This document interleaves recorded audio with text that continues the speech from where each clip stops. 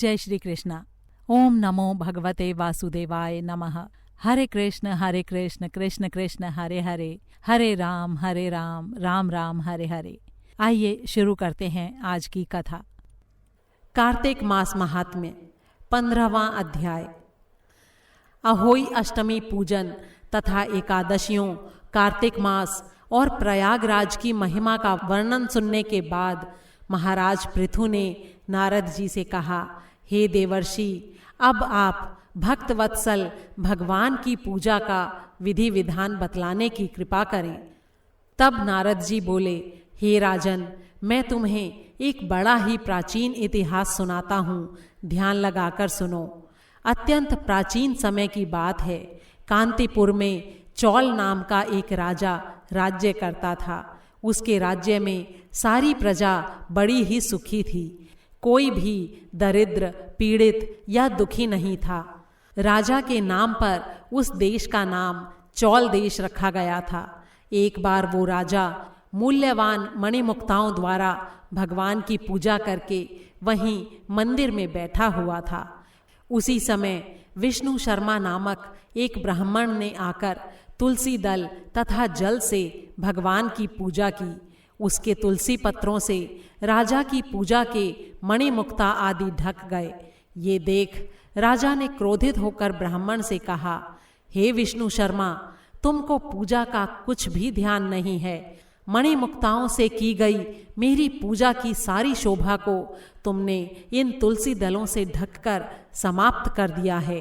राजा के अहंकार में भरे हुए ये कड़वे वचन सुनकर विष्णु शर्मा ने कहा, हे राजन, अभिमान के वश होने के कारण तुम भगवान की पूजा के बारे में नहीं जानते।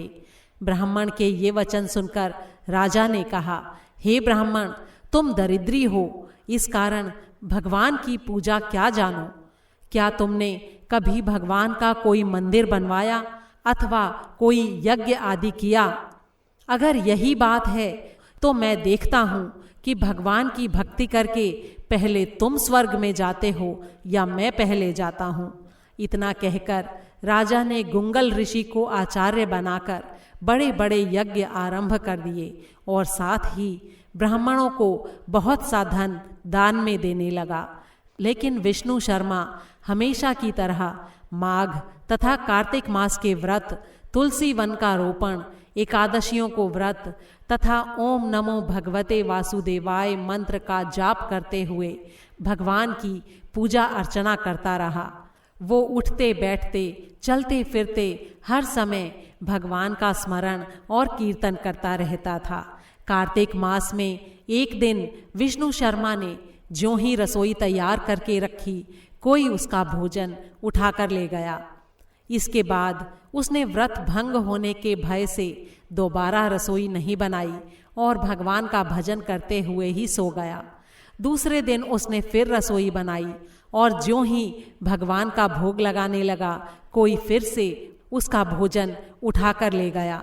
लगातार 7 दिन तक ऐसा ही होता रहा और इस प्रकार विष्णु शर्मा को निराहार 7 दिन बीत गए। विष्णु शर्मा भूख के मारे बड़ा ही व्याकुल हो रहा था, लेकिन सत्संग का समय भंग न हो जाए इस भय से उसने किसी भी दिन दूसरी बार रसोई तैयार नहीं की। 8वें दिन उसने निश्चय किया कि आज मैं पूरी तरह ध्यान रखूंगा और देखूंगा कि भोजन को उठाकर कौन ले जाता है। इसके बाद उसने भोजन तैयार किया और एक स्थान पर छिपकर बैठ गया। थोड़ी देर में उसने देखा कि एक बड़ा ही दीनहीन और दुर्बल चांडाल, जिसके शरीर में केवल अस्थियां मात्र बाकी थीं, छिपकर वहां आया और भोजन को उठाकर ले जाने लगा। उसे देखकर विष्णु शर्मा का हृदय दया से द्रवित हो गया। उसने उस चांडाल से कहा, सुनो भैया, रूखा भोजन मत ले जाओ, मेरे पास थोड़ा सा घी है, वो भी लेते जाओ। ब्राह्मण के ये वचन सुनकर डर के मारे वो चांडाल भागता हुआ ठोकर खाकर गिर गया। तभी विष्णु शर्मा भी उसके समीप पहुंच गया और एक वस्त्र से उस पर हवा करने लगा। थोड़ी देर बाद उस ब्राह्मण ने देखा कि उस चांडाल की जगह शंख, चक्र, गदा, पद्म तथा वनमालाधारी भगवान विष्णु स्वयं वहां लेटे हुए हैं। उसी समय विष्णु शर्मा ने भगवान के चरणों में गिरकर नमस्कार किया। तभी रुद्र आदि देवता भी वहां पर आ गए और ऋषि मुनि वेद मंत्रों से उनका पूजन करने लगे। तब विष्णु भगवान ने बड़े ही स्नेह के साथ विष्णु शर्मा का आलिंगन करके उसको अपने साथ विमान में बैठा लिया और उसे अपने साथ वैकुंठ को ले गए। चौल राजा भी ये दृश्य देख रहा था। भगवान की विष्णु शर्मा पर ऐसी कृपा देखकर वो बड़ा ही दुखी हुआ और उसने आचार्य गुंगल ऋषि को बुलाकर कहा, ये सब क्या हो रहा है, जिसके द्वेष के कारण मैंने इतने यज्ञ और दान पुण्य किए वो वैकुंठ को जा रहा है और मैं उपेक्षित सा यहीं पर खड़ा हूँ। क्या मेरे यज्ञ और दान आदि सब निष्फल चले गए? इससे तो यही सिद्ध होता है कि भगवान यज्ञ आदि से नहीं केवल भक्ति से प्रसन्न होते हैं। आजीवन ब्रह्मचारी रहने के कारण राजा के कोई संतान भी नहीं थी, इसलिए अपना सारा राजपाट और धन संपत्ति अपने भांजे को सौंपकर भगवान मुझे स्थिर भक्ति प्रदान करें, ऐसा कहते हुए राजा यज्ञ कुंड में कूद गया। ये दृश्य देखकर गुंगल ऋषि ने क्रोध में आकर अपनी शिखा उखाड़ ली।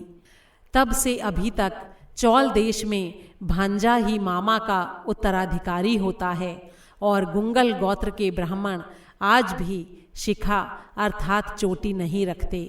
चौल राजा के अग्निकुंड में गिरते ही भगवान ने वहां प्रकट होकर अग्निकुंड में ही उसका आलिंगन किया और उसे भी अपने लोक को ले गए।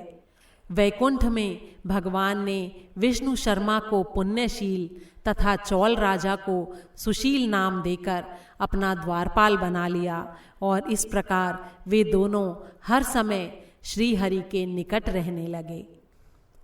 बोल श्री विष्णु भगवान की जय। 15वां अध्याय समाप्त हुआ।